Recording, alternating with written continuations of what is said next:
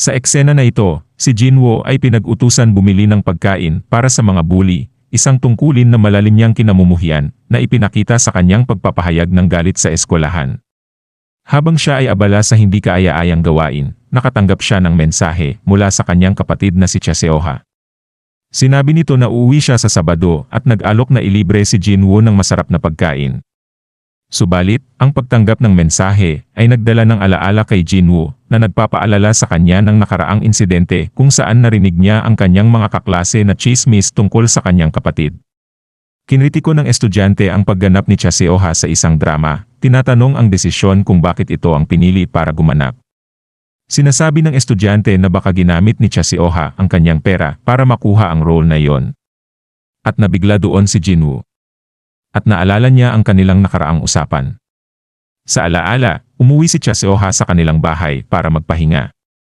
Sa kanilang pag-uusap, lumabas ang inis ni Jinwoo at kinonfronta niya ang kanyang ate tungkol sa kanyang pag-arte. Diretsahan niyang sinabihan si Cha Seoha na galingan pa sa pag-arte dahil inaasar at nilalait ng kanyang mga kaklase ang pag-arte ng kanyang ate. Dahil dito, nadama niya ang hiya. Si Cha Seoha, na inaasahang makakakuha ng suporta mula sa kanyang nakababatang kapatid, ay na-shock sa naging tono ni Jinwoo. At sa kasalukuyang eksena habang binibili ni Jinwoo ang pagkain at tinitingnan ang kanyang cellphone, mukhang napapaisip siya sa kanyang mga nararamdaman at sa tingin niya ay nararapat siyang magdusa dahil dito. At sa labas ng tindahan, palihim na minamasdan ni Eugene si Jinwoo. At habang pinapanood niya ito, nakatanggap siya ng mga biglaang mensahe mula kay Dayon, na nalaman na hindi siya pumasok sa eskwela dahil sa isang kaibigang si Jaehyung. Nagulat si Eugene at sumagot lang siya nang may dapat lang siyang asikasuhin sa ibang lugar. Ika ni Dayon maaga itong umalis ng bahay para pumasok tapos hindi naman pala sa school ang punta niya. At nagsuri na lamang si Eugene kay Dayon. Samantala pagkatapos bumili ni Jinwoo at palabas na ito na mapansin niya si Eugene na suot ang face mask sa labas. Nasabi niya na kahit may face mask ang tao na yon ay ang itsura ni Eugene ay agaw pansin pa din. Habang patuloy na tinitingnan si Eugene, na-distract si Jinwoo at nadapa siya. Dahil dito, ang binili niyang pagkain ay kumalat sa lupa habang minamadali niyang pulutin ang mga ito, tumulong si Eugene. At pinasalamatan ni Jinwoo si Eugene. Subalit, may sandali na kung saan hindi agad mabitawan ni Eugene ang pagkain sa kung anong dahilan na parang nakikipaghilahan pa ito, na nagresulta kay Jinwoo na mag-alok na lang nito kay Eugene at kumain sila ng sabay habang nakaupo. Si Jinwoo ay masusing tinitignan si Eugene. Nang makita niya ang mukha ni Eugene nang walang face mask, si Jinwoo ay namangha sa kagwapuhan ni Eugene. Iniisip niya kung bakit, sa kabila ng pagiging magkaedad nila at mukhang parehong estudyante, hindi niya ito nakikita sa kanilang paaralan. Dahil sa kanyang kuryosidad, tinanong ni Jinwoo si Eugene kung anong baitang siya. Sinabi ni Eugene na siya ay nasa 3 taon na. Akala ni Jinwoo ay pareho silang nag-aaral sa iisang eskwelahan, kaya tinawag niya si Eugene na Sunbae, isang term sa Korea para tawagin ang isang taong mas matanda o mas mataas ang baitang sa eskwelahan o trabaho. Ngunit, nilinaw ni Eugene na hindi sila parehong nag-aaral sa iisang eskwelahan, kaya hindi siya Sunbae ni Jinwoo. Naguluhan si Jinwoo nang sabihin ni Eugene na hindi sila parehong nag-aaral sa iisang paaralan. Napansin niyang suot ni Eugene ang uniforme ng kanilang eskwelahan. Pinaliwanag ni Eugene na sandali lang siyang bumisita sa paaralan. Sa isip-isip ni Eugene, sinuot niya lang ang uniforme para makapasok ng palihim sa paaralan. Biglaan, may tumawag kay Jinwoo mula sa bully at halatang nabahala siya. Madalian niyang sinabi kay Eugene na kailangan niyang umalis. Habang tumatakbo si Jinwoo, kausap niya sa telepono ang bully. Ipinaliwanag niya na napunta siya sa tindahan dahil naubusan siya ng burgers sa unang pinuntahan niya. Lipat ang eksena ng kasama na ni Jinwoo ang mga bully na kumakain ng pagkain na binili niya para sa kanila. Nagrereklamo ang isa sa mga bully tungkol sa kung gaano siya nagutom habang binabaliwala at inaalipusta ng isa pang bully si Jinwoo, ipinapakita na parang walang silbi ito. Habang lumulubog sa kanyang sariling mga iniisip ni Jinwoo ang kanyang sitwasyon. Iniisip niya kung gaano pa katagal niyang kailangang tiisin ang ganitong pagtrato, lalo na at may natitira pa siyang ilang taon hanggang sa kanyang graduation. Naiisip niyang baka umalis na lamang siya sa paaralan at nag-aalala siya sa posibleng reaksyon at pagkagulat nito sa kanyang ate at sa kanyang mga magulang. Habang malalim ang iniisip ni Jinwoo, bigla siyang inakusahan ng isang babaeng bully na tila raw tinitingnan niya ang kanyang mga binti. Gulat si Jinwoo at agad itong tumanggi sa paratang, tunay na nagulat at nabigla sa biglaang atensyon. Sa kabila ng kanyang pagtanggi, pinilit ng babaeng bully na nakita niya itong ginagawa ni Jinwoo. Sumingit pa ang isa pang bully na nang-aasar, sinasabing ang gawain ni Jinwoo ay palatandaan na siya ay lalaki na may layuning pagtawanan pa siya. Bagamat mariing itinanggi ni Jinwoo, mas lalong naging agresibo ang babaeng bully, lalo na sa paraan ng kanyang pagtugon.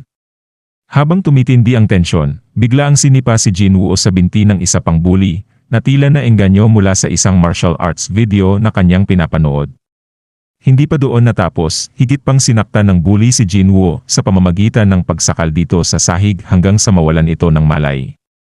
Matapos sa ginawa kay Jinwoo ng bully, nagkomento ang bully tungkol sa kanyang pag-unawa sa martial arts move na kanyang ginawa, na nagpapahiwatig na ginaya niya ito mula sa isang bagay na kanyang napanood. Tapos, itinuro ng isa pang bully, at sinasabing nawala naman ng malay si Jinwoo dahil sa moves na iyon. Habang walang malay si Jinwoo, biglang bumalik ang isang alaala nito. Naririnig ni Jinwoo ang kanyang mga kaklase na nagsismisan tungkol sa kanyang kapatid na si Cha Seoha. Gumawa sila ng mga negatibong komento tungkol sa kanya, na nagpapahiwatig na siya ay desperada at maraming naging nobyo. Bilang pagtatanggol sa kanyang kapatid, sumigaw si Jinwoo sa kanila, hiniling niyang itigil ang kanilang walang basehan at direspetadong mga komento. Ang pag-aalburuto ni Jinwoo ay itinuring na di inaasahan at agresibo ng kanyang mga kaklase, na nagbunsod sa isa sa kanila na tanungin kung nawalan na ba ng bait si Jinwoo at nagsimula siyang bugbugin ng mga ito. At biglang nagising si Jinwoo sa opisina ng school nurse. Lalong siya naguluhan nang makita si Yuijin sa kanyang tabi. At bigla tinanong siya ni Yuijin kung bakit hindi niya sinasabi sa kanyang ate, si Cha Seoha, ang tungkol sa pananakit sa kanya ng ibang estudyante. Nagtaka si Jinwoo at naisip kung paano nalaman ni Yuijin ang koneksyon nila ni Seoha. Sa kanyang isip, nagtataka si Jinwoo kung hula lang ba ni Yuijin ito o talaga bang alam niya na kapatid siya ni Seoha. May mga alaala tungkol kay Seoha na bumalik sa isip ni Jinwoo habang ipinaliwanag niya ang sitwasyon. Sa palagay ni Jinwoo, kung malalaman ng publiko na ang kapatid ng isang sikat na tao tulad ni Cha Seoha ay laging binubuli, maaaring masira ang reputasyon niya at magdulot ito ng problema kay Cha Seoha. Sa eksena na ito, si Jinwoo ay nagpahayag ng kanyang mga alalahanin tungkol sa posibleng epekto sa kanyang kapatid na si Cha Seoha kung malalaman ng publiko na ang kanyang kapatid ay isang bread shuttle, isang tawag para sa isang taong binubuli at pinapagawa ng mga utos ng mga bully. Binigyang diin niya ang kahalagahan ng pagpapanatili ng magandang imahe sa mundo ng mga sikat, hindi lamang para sa mga sikat mismo, kundi pati na rin para sa kanilang mga pamilya. Naniniwala si Jinwoo na anumang negatibong balita tungkol sa kanya ay tiyak na magdudulot ng masamang epekto sa kanyang kapatid, na magiging dahilan para harapin nito ang hindi dapat na kritiko o reaksyon. Si Yuijin, tila may pag-aalinlangan o sinusubukang mas maintindihan ang pananaw ni Jinwoo, ay kinuwestiyon ang kanyang paliwanag. Tinanong niya si Jinwoo kung tunay nga bang naniniwala ito na siya ay magiging sanhi ng problema kahit hindi siya direktang may kasalanan. Ipinapaliwanag ni Jinwoo ang matinding katotohanan tungkol sa pagtingin ng publiko. Sinabi niya na madalas, hindi nagmamatter sa mga tao kung ano ang totoo o kung sino ang may kasalanan.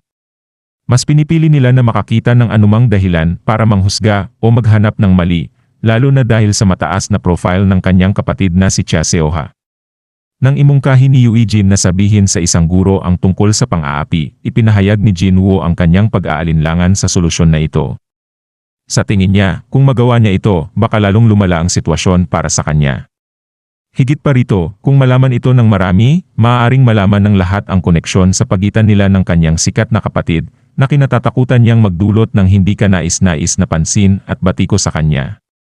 Dahil dito, tinanong ni Yuijin si Jinwoo tungkol sa kanyang mga plano sa hinaharap at kung paano niya balak harapin ang hamong ito. At maikling katahimikan sa pagitan ni Yuijin at Jinwoo ang nangyari. Subalit, bigla itong naputol nang mag-ring ang cellphone ni Jinwoo. Galing ang mga mensahe sa bully, na tila alam ang kanyang lokasyon sa infirmary. Hinihiling nila na dalhan sila ni Jinwoo ng pagkain, at nagpapahiwatig na mas marami sila ngayon kaysa sa karaniwan. Nakakainsulto rin ang tono ng mga mensahe, na kinakantyawan si Jinwoo dahil nasa infirmary siya at tila ikinukubli niya ang kanyang sarili sa kanila. Matapos basahin ni Jinwoo ang mga mensahe mula sa mga bully, halatang kinakabahan at natatakot siya. Hinihawakan niya ang kanyang telepono na nanginginig ang kamay at inamin kay Yuijin kung gaano kabigat ang sitwasyon niya. Sa tingin niya ay kailangan niyang tiisin ang lahat ng ito hanggang siya ay graduate. Habang nagsasalita si Jinwoo, biglang tumayo si Yuijin at lumabas sa kwarto. Ipinapakita na nakikinig pala si Cha Seoha sa cellphone habang kausap ni Yuijin si Jinwoo. Ginawa ito ni Yuijin upang masigurong maririnig ni Cha Seoha ang lahat ng pinagdaanan ng kanyang kapatid. Kinumpirma niya kay Cha Seoha kung narinig ba nito ang buong usapan, at ang isang naguguluhan at nagulat na si Cha Seoha ay tumugon na oo. Sinabi ni Yuijin sa kanya na mukhang natukoy na nila ang dahilan ng pagbabago sa ugali ni Jinwoo kamakailan. Si Cha Seoha ay ipinakita na naiiyak at labis na nababahala dahil sa kanyang maling akala tungkol sa kakaibang asal ng kanyang kapatid na si Jinwoo. Inakala niya na ang pag-iwas ni Jinwoo ay dahil lamang sa pagdadaanan nitong pagbibinata at maaaring dahil ayaw na sa kanya ng kanyang kapatid. Siya ay labis na namangha sa masalimuot na katotohanan ng buhay ng kanyang kapatid at nadama niyang siya ang may kasalanan sa lahat ng pinagdadaanan nito. Habang si Seoha ay lubos na nababalot ng guilt, si Yuijin ay naglalakad habang nagpapalakas ng loob kay Cha Seoha. Binigyang diin niya na walang kasalanan si Seoha o si Jinwoo sa kanilang kasalukuyang sitwasyon. At mukhang na-shock si Seoha sa mga nakakaluwag-loob na salita ni Yuijin. Pagkatapos, maikli ang bumalik si Yuijin sa isang alaala kung saan si Dayon ay nagkomento tungkol sa mabuting pagkatao ni Cha Seoha. Binanggit ni Dayon kung gaano kabutihing tao si Seoha at kung paano naiinggit ang iba sa kanya. Pagkatapos ng maikling pag-alala, itinakip ni Yuijin ang kanyang mukha gamit ang face mask. Pagkatapos, lipat ang eksena patungo sa silid-aralan kung nasaan ang mga bully. Ang mga bully ay nagtipon-tipon, hinihintay si Jinwoo dahil gutom sila at umaasa na magdadala siya ng pagkain. Isa sa mga bully, nawawalan ng pasensya, ay nag-iisip na mag-message kay Jinwoo para bilisan ang kanyang pagdating. Samantalang ang usapan ay lumipat sa isang kamakailang insidente tungkol kay Jinwoo. Nabanggit na nahimatay si Jinwoo dahil sa isang galaw ni Young-sik, ngunit hindi tulad ng mga nakaraang pagkakataon, hindi siya jumingle sa kanyang pantalon. Ito ay naging punto ng libangan para sa kanila, at isa sa mga bully ay nais ding subukan ang galaw kay Jinwoo. Gayunpaman, ang kanilang pansin ay biglang napunta sa isang hindi kilalang tao na papasok sa kanilang lugar. Nagtataka at na-curious ang mga bully dahil hindi nila kilala ang bagong darating at hindi ito galing sa kanilang klase. At lumalabas na si Yuijin ang tinutukoy ng mga bully. Kinonfronta agad si Yuijin ng isa sa mga bully at tinanong kung ano ang layunin niya doon. Walang alinlangan, isang mabilis na suntok mula kay Yuijin sa bully ang sinagot nito na nagpabagsak dito. Sinubukan ng isa pang bully na atakihin si Yuijin pero agad itong tinumba ni Yuijin gamit ang isang sipa sa tiyan. Habang sinusubukan ng iba pang bully na lumaban, isang bully ang natamaan ng mabilis na uppercut bago pa man ito makalapit, samantalang ang isa ay nagtangka din na sumuntok, ngunit umiwas agad si Yuijin, hawak ang kamay ng bully at naglunsad ito ng sipa sa tagiliran. Lahat ng nasa silid-aralan ay nanood ng may pagkagulat habang nakahandusay ang mga bully. Tumayo ang bully na kilala sa panonood ng mga video ng martial arts, handang harapin si Yuijin. Kinilala niya ang kahangahangang kakayahan sa laban ni Yuijin pero ipinahayag niya na ngayon makakatapat na si Yuijin ng katapat niya. Mukhang kumpiyansa ang bully, itinuturing ang pagdating ni Yuijin bilang pagkakataon upang ipakita ang natutunan niyang martial arts, tatunay na laban. Si Yuijin ay tahimik na nakatayo lamang habang hinihintay ang kanyang kalaban na gumawa ng unang hakbang. Ang bully, na may tiwala sa kanyang kakayahan, ay bumanat ng suntok kay Yuijin, ngunit madali itong inilaga ni Yuijin. Ang bully, hindi pa rin sumusuko, ay sumubok ulit ng panibagong suntok, pero mahusay itong hinarang ni Yuijin gamit ang kanyang braso at bumanat ng siko sa mukha ng bully. Ang bully, bagamat nahilo, ay sumubok ulit at bumanat ng suntok kay Yuijin. Pero mas mabilis si Yuijin at bumanat siya sa dibdib ng bully. Kahit pa nahihirapan, sinubukan ng bully na sipain si Yuijin. Pero nauna na si Yuijin, hinawakan niya ang paa ng bully at sinipa ang kabilang paa nito, kaya ito bumagsak sa sahig. Habang patuloy na namamangha ang mga tao sa galing ni Yuijin, may bago pang problema, Dumating ang mga kakampi ng bully, nagpataas ng tensyon sa kwarto. Subalit, kahit ipinakita na ni Eugene ang kanyang galing, ang bully sa sahig ay hinahamon pa rin siya, sinasabing magkakaproblema si Eugene sa kanila ngayong araw at di niya magugustuhan ito. At dito na po muli natatapos ang yugtong ito. Maraming salamat po. Huwag pong kalimutan mag-like at mag-subscribe para sa mga susunod na kabanata. Hanggang sa muli.